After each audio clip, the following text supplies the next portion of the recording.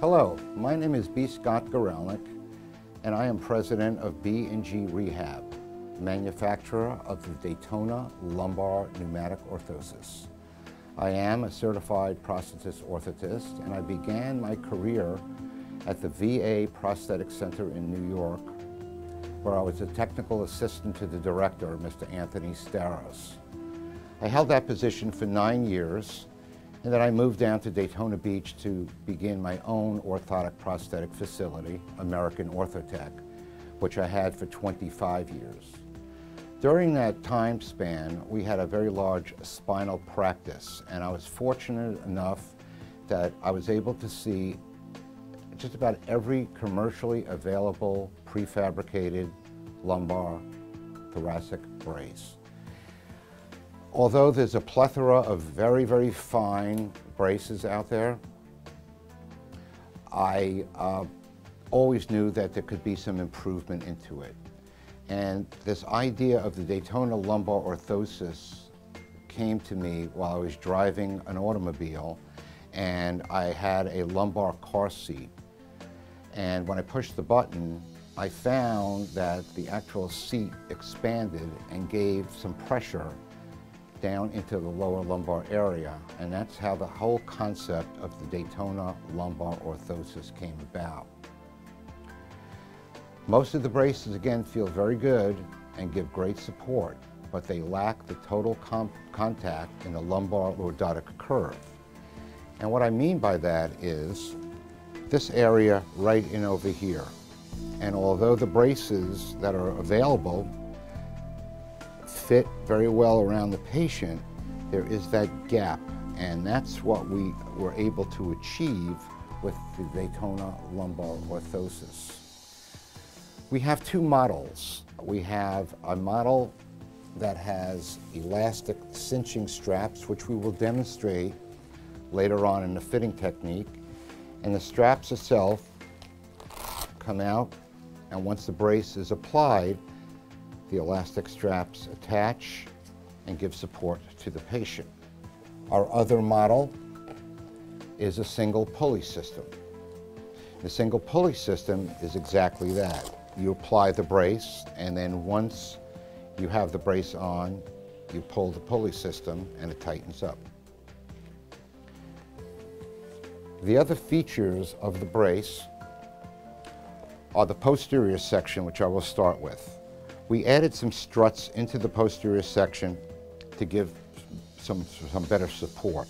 Even though the brace is flexible, once the brace is applied to the patient, it feels very secure.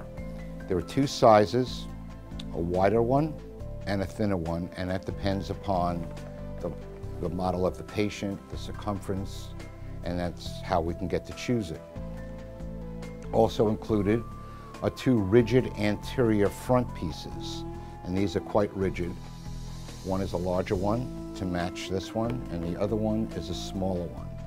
You also notice that we have the pre-drilled holes in the anterior plate, and the reason for that is we'll be able to attach a thoracic extension, which I will show you as well. We also have the capability of putting embroidery on the front panel, and this could be for any company, embroidery name or logo, and this is very easy. Opening up the Velcro straps, and the plate is already in here. The other feature about the brace is on the inside of each brace, there is an area of a pocket, and inside the pocket there are selected plastic pieces which are going to go inside the pocket. The reason why we did that is because we wanted to get full circumference support for the patient, and in addition to that, we were able to get a PDAC letter for reimbursement with an L code of 0637. Now, to get to the brace, on the inside of our liner, which is removed, we have a pocket.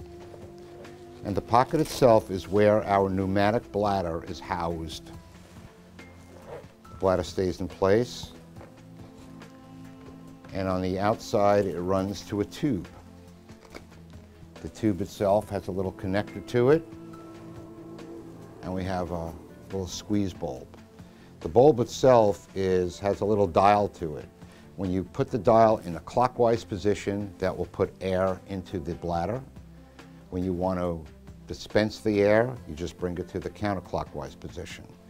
And I'll demonstrate and show you how this works. You want to take it, and you don't have to jam the squeeze bulb into it very hard. It's silicone. You just place it in like so.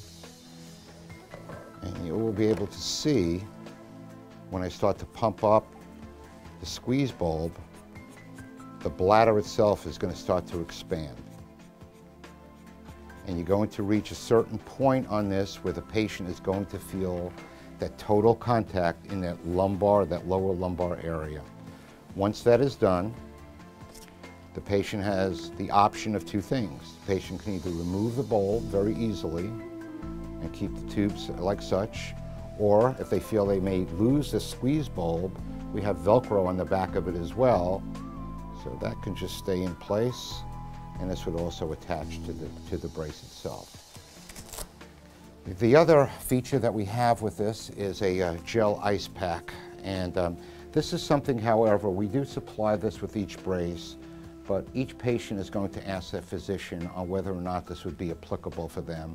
Some physicians may not want ice in the area, but if they say that they do, you put this in a freezer, and then when you wake up next morning or another morning and you've got this chronic back pain, you just merely lift the pocket out, place your gel pack into it, and then this closes with our Velcro, and then you will see this starting to expand, and you'll get just instant relief from it.